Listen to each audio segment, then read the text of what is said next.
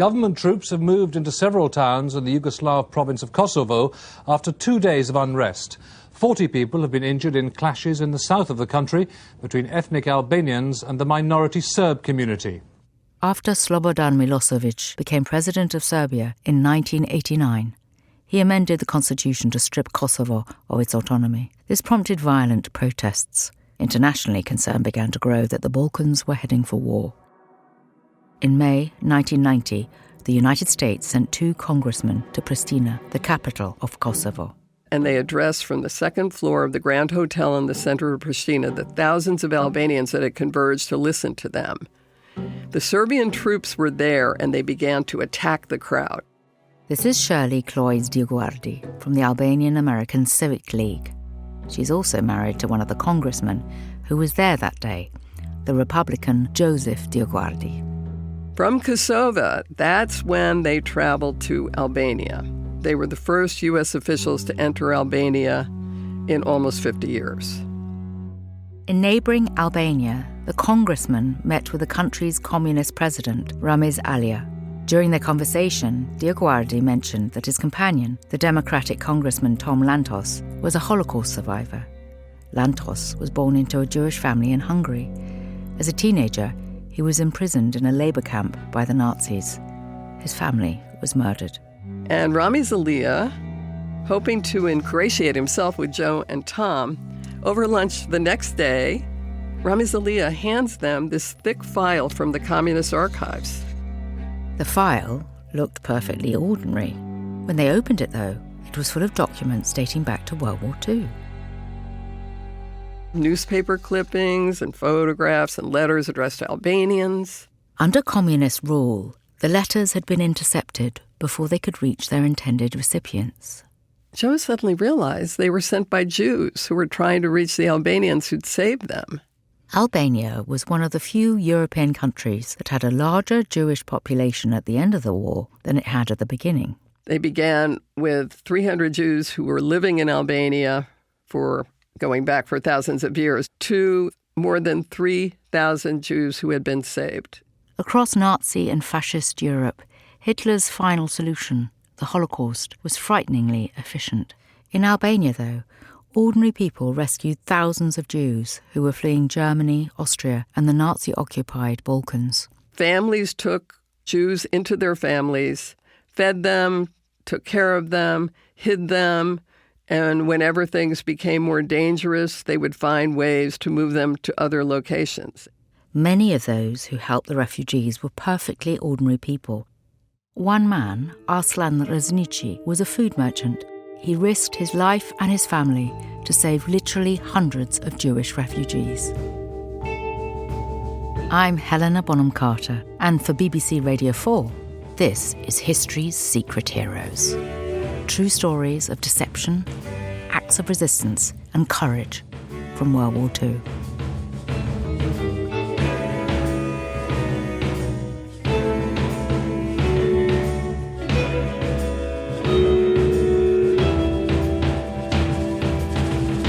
Arslan Rezniqi and the Besa Code.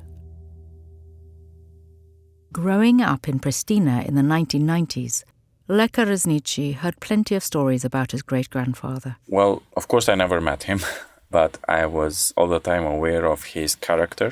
They called him Father Arslan. So first of all, he was a trader, he was a merchant, and he was trading agricultural products such as beans and corn and fruits. Among the local farmers, Arslan Rezniqi was well liked and considered a fair dealer. He lived in Dechan, a town in the west of Kosovo. The population of the Balkans is made up of a jumble of linguistic, ethnic and religious groups. Over the last century, the lines drawn on maps to define borders in this region have changed a lot. At the beginning of the Second World War, much of what is now Slovenia, Croatia, Bosnia and Herzegovina, Serbia, Montenegro, Kosovo and North Macedonia made up the Kingdom of Yugoslavia. Kosovo, where Arslan Rezniqi lived, is in the heart of this region, It is now bordered by Serbia to the north, Macedonia to the south, Montenegro to the northwest, and Albania to the west. At the time, though, it was part of Yugoslavia. Albania was a separate, independent kingdom. Rezniqi traded across these borders. He came from a large family in Dečan, in the Kosovan part of the Kingdom of Yugoslavia, just 20 miles from Albania. He loved the nature because on that part of Kosovo there are very high mountains, so he loved that. He never wanted to go and live in the capital or something because he adored nature. And in personal level, his favorite drink was cognac. As a merchant, Rezniqi mixed with people of all faiths, Orthodox Christians, Catholics and Jews. His family was Muslim, the majority religion in Kosovo, but he considered himself first and foremost an Albanian, part of a proud and storied culture going back centuries.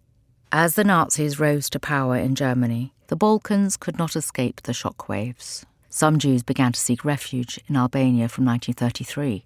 In 1938, Albania's King Zog offered political asylum to more than 300 Jews fleeing persecution in Austria, Germany and Czechoslovakia. These refugees were granted Albanian citizenship, but this would prove to be short-lived. April 7, 1939, Italy invades Albania. The king flees, they bring a puppet government. Once again, the civilized world stands breathless at the latest coup of the Axis powers of Europe. Albania has been taken under the protection of fascist Italy. That means that warships, troops and bombing planes have crossed the Adriatic and another name has been crossed off the map. King Zog has fled and his 23-year-old wife, Queen Geraldine, suffered a nightmare journey to Greece when her baby was only 2 days old. With Albania now under the orders of the fascist dictator Benito Mussolini, it became harder for Jews to enter the country. Yet as Rezniqi knew, Albania and nearby Kosovo remained sought-after destinations for those attempting to flee persecution. He, as a merchant, he was cooperating a lot with Jewish traders. So most of his business partners were Jewish from Macedonia and from Greece. Rezniqi received messages from 3 Jewish traders in Skopje, around 150 kilometers southeast of Dečan. They could see what was happening to Jews in Germany and they feared for their safety. Rezniqi and his fellow merchants sent a man to pick these 3 families up in Skopje and drive them to Dečan. There, Rezniqi opened his own home to them. So it was a stone house by the main road. It had 2 stores on the ground floor. One of them served and was office of Arslan. And on the upper floor, the first floor, there were 3 rooms. And then, so there was basically where he lived. The Rezniqi house was set in large grounds, including a well where villagers collected drinking water. The family grew fruit and vegetables and stored them in a warehouse. It could accommodate guests, but perhaps not this many.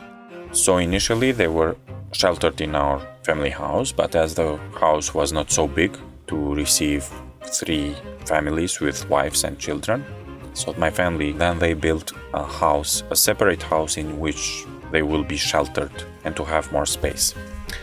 And the house was built very fast, in about 3 or 4 months.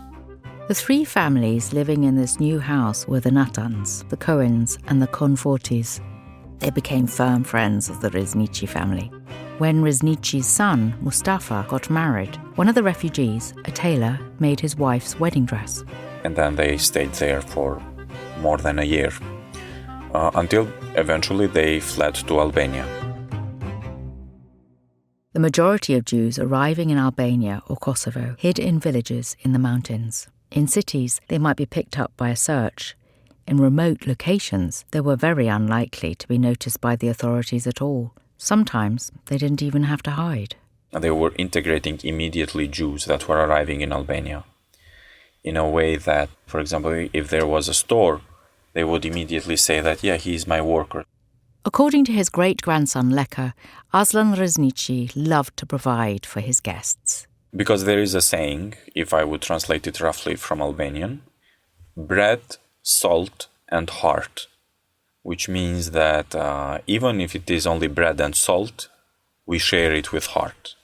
Behind Rezniqi's generosity lay a strict moral code emphasizing compassion and tolerance. Besa means pledge of honor.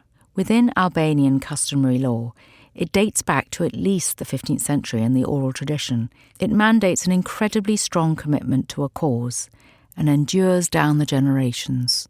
Besa inextricably links personal honor and respect for and equality with others, and it involves something quite unique, and that's uncompromising protection of a guest. And that's even to the point of risking one's own life. Besa is the code of honor.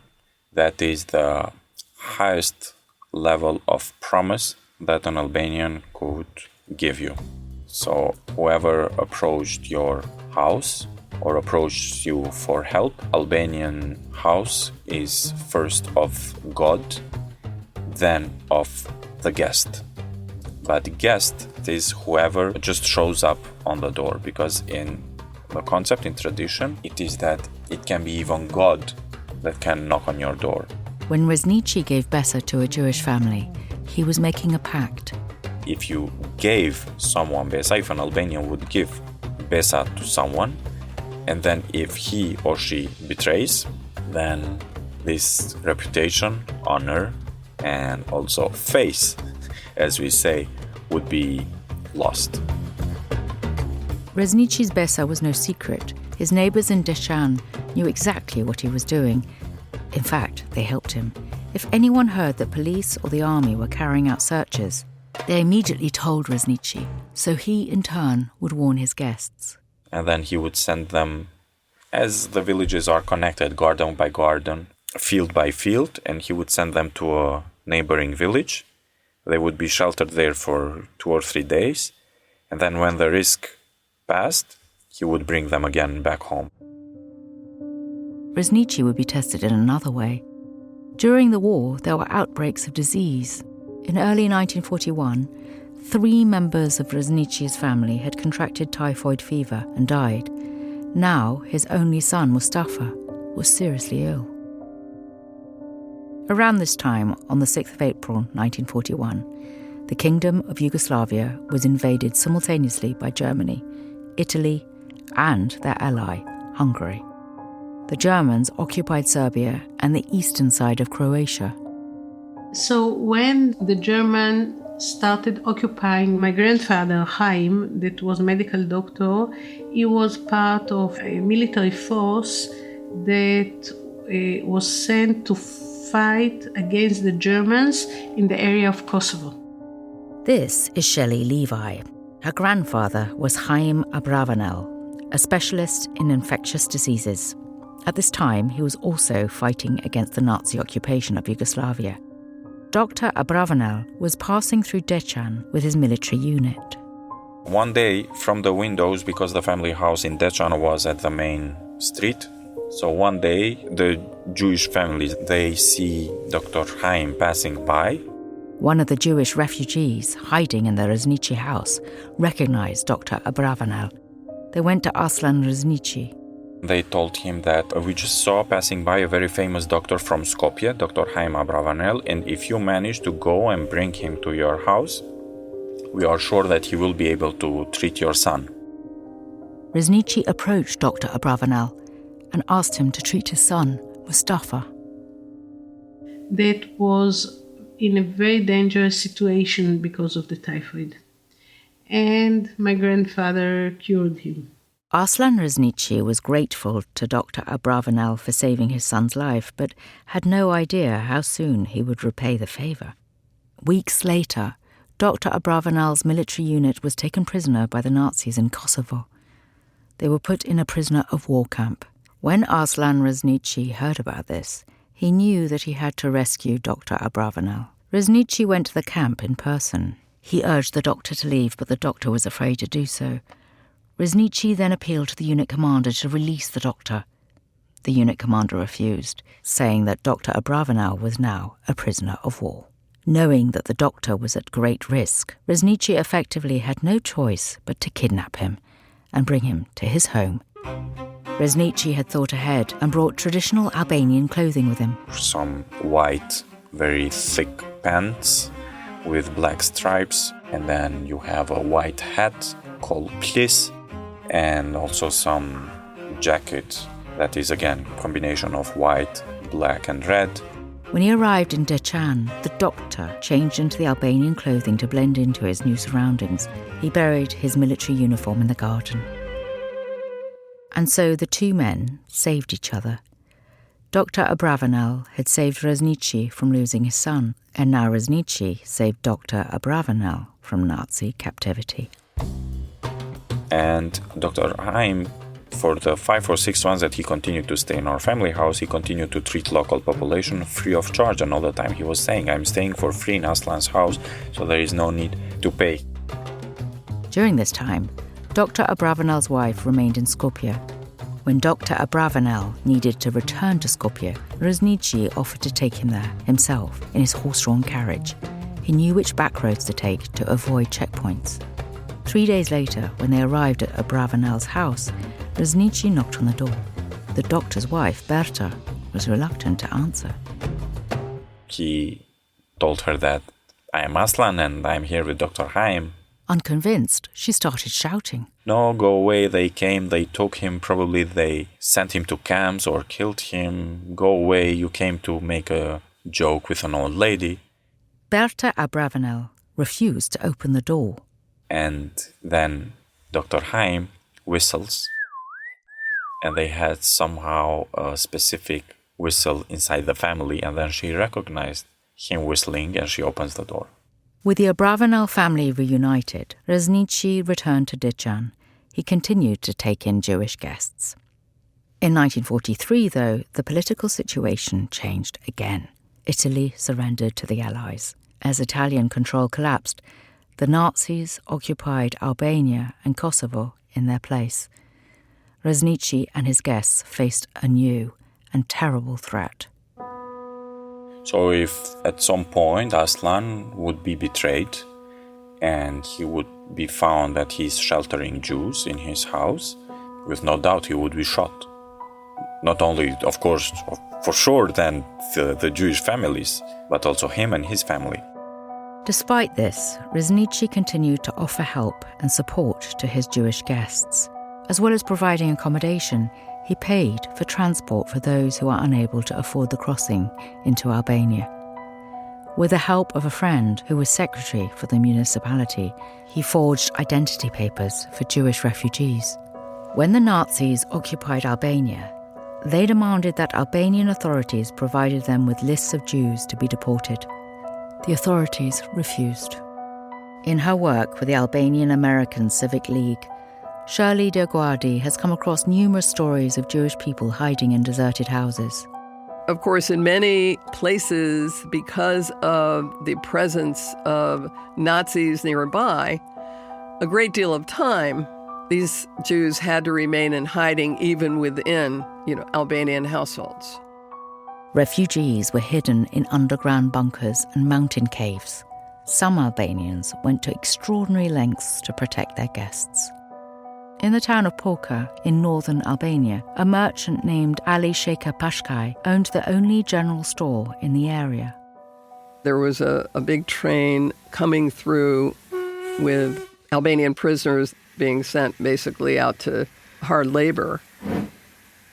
On board this train were 19 Albanians and 1 Jewish man who was going to be shot. The Nazi soldiers guarding them were tired and in search of somewhere to rest, so they stopped at Pashkai's shop. When Pashkai realized the Jewish man was condemned to death, he plied the soldiers with wine until they were drunk. When he did that, he handed this Jewish person a melon, and in it, he concealed this message saying, look, flee, hide in the woods, and wait, I'll come to get you. And then the Nazis finally discovered that the Jew was missing, and they pinned Ali against a wall, and 4 times the Nazis put a gun to his head and threatened him with death. But he continued to deny what he had done. The soldiers gave up and left Pashkai in his shop. And when they finally left, he retrieved the Jew in the woods and then went on to hide him for 2 years. Arslan Rezniqi was not the only Albanian to help refugees, but he was among the most prolific. He helped hundreds to escape. Leka Rezniqi's grandfather, Mustafa, was Arslan Rezniqi's son, who Dr. Abravanel had saved from typhoid. Mustafa used to share his father's wartime stories. I asked him, was Arslan ever betrayed? Was he ever at risk of being found that he's sheltering Jews? And there was one moment, he said, that a friend of his from primary school, that he didn't see him for more than 10 or 15 years, he just appeared one day in his office. Rezniqi greeted his old friend and led him into his office. And this initial conversation, how are you, how is the family and everything, and Arslan was answering like very properly and so on. And then at one point, his friend asks him, oh, and how are the guests in your house? Rezniqi hesitated. It felt like an odd question to bring up in conversation. And then Arslan realizes that his appearance after so many years is not coincidental. Perhaps he was a spy. Rezniqi had heard stories of civilians in the Balkans collaborating with the Nazis. He addressed his friend. These are the exact words as my grandfather told me. Listen to me. If something happens to my family or people in my house, I know that it comes from you. Now go away and never appear anymore.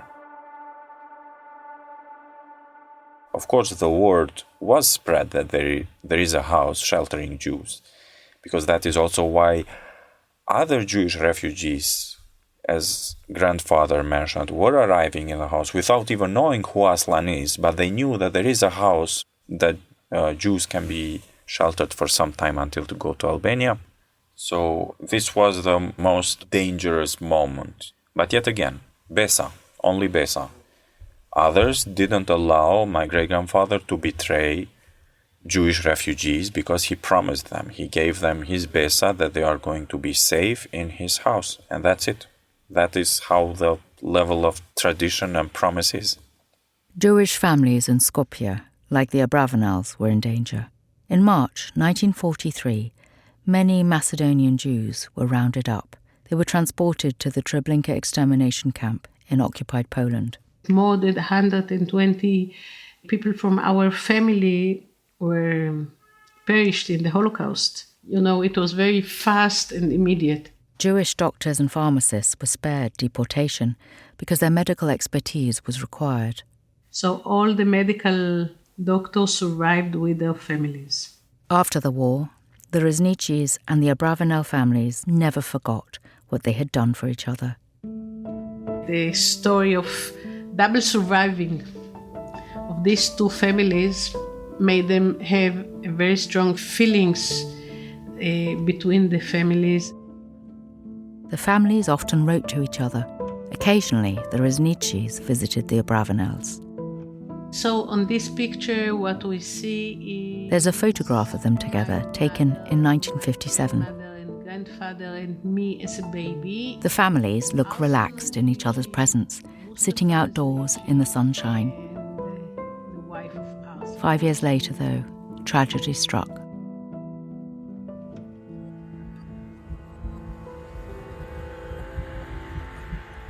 I was 7, it was summertime, it was July. On the night of the 25th of July 1963, Shelley was staying with her grandparents, Chaim and Berta Abravanel, in the city of Bitola.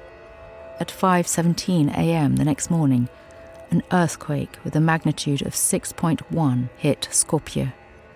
1,070 people were killed, 4,000 more injured. So I remember when I wake up early in the morning at about 7 or something, and my grandmother told me that there was an earthquake in Skopje and that the grandfather went to Skopje to help in a delegation of medical doctors to give support there. And actually it was the first time of collaboration between East and West after the Second World War. Shelley waited for her parents to return.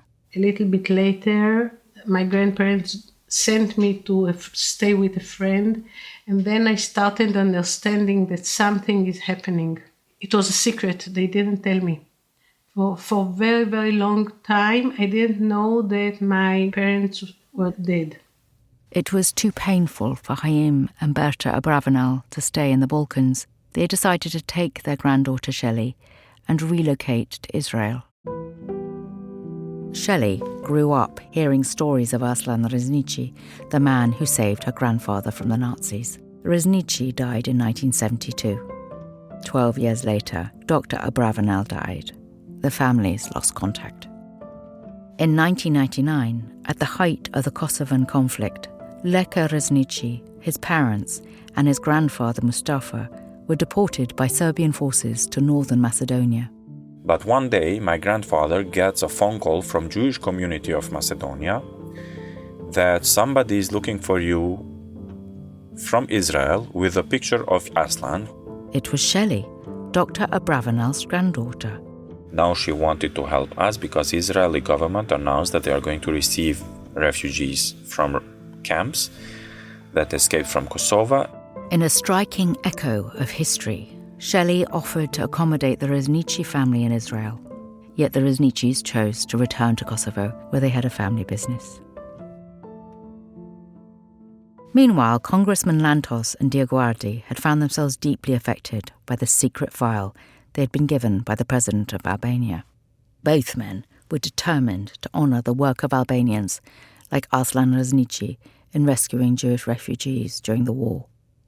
In 2008, Yad Vashem, the Holocaust Museum in Jerusalem, declared Arslan Rezniqi righteous among the nations. This honorific recognises non-Jews who saved Jews from the Holocaust for altruistic reasons.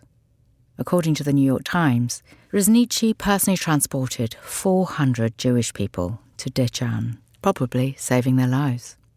In Pristina, Mustafa accepted the award on his father's behalf. Weeks after the ceremony, though, he too died. And now I am continuing his legacy, as he made me promise on his deathbed that I will continue this work, which I am. So I am now the 4th generation of rescuer. Arslan Rezniqi's Besa endures. Everything that I do, it serves his memory, serves me as an example that I try to follow even now. History Secret Heroes is a BBC Studios podcast production for BBC Radio 4 and BBC Sounds. It's narrated by me, Helena Bonham Carter. The series producers are Amy Leibovitz and Clem Hitchcock. Episode 2 was co-produced by Helena Bonham. Additional research, production and fact-checking by Sophie McQuillan, Fanbi Bakari, Michaela Carmichael and Caitlin Wraith. It's written by Alex von Tunzelmann. The executive producer and editor is Paul Smith. The development producer is Bushra Siddiq. Anya Saunders is the development executive. Our theme is composed by Jeremy Wormsley. The mix engineer is Arlie Adlington. Elena Boateng is the production manager. Juliet Harvey is the production coordinator. Laura Jordan-Rowell is the production executive. Legal and business affairs advice from Edward Murdoch. The editorial policy advisor is Sarah Nelson. The creative director of BBC Studios Factual Podcasts is Georgia Mosley. The commissioner for BBC Radio 4 and BBC Sounds is Rhiann Roberts, and the assistant commissioner is Abigail Willer. Archive from BBC, Critical Past, Pathé News, Reuters, C-SPAN, and the US Army Women's Museum. Thanks to Cassian Harrison, Greg Steiger, Helen Marley Hutchison, Bina Katani, Multitrack, Lucy Bannister, James Murray, Lucy Bell, Kevin Wilson, Kate Plumpton, and Molly Milton.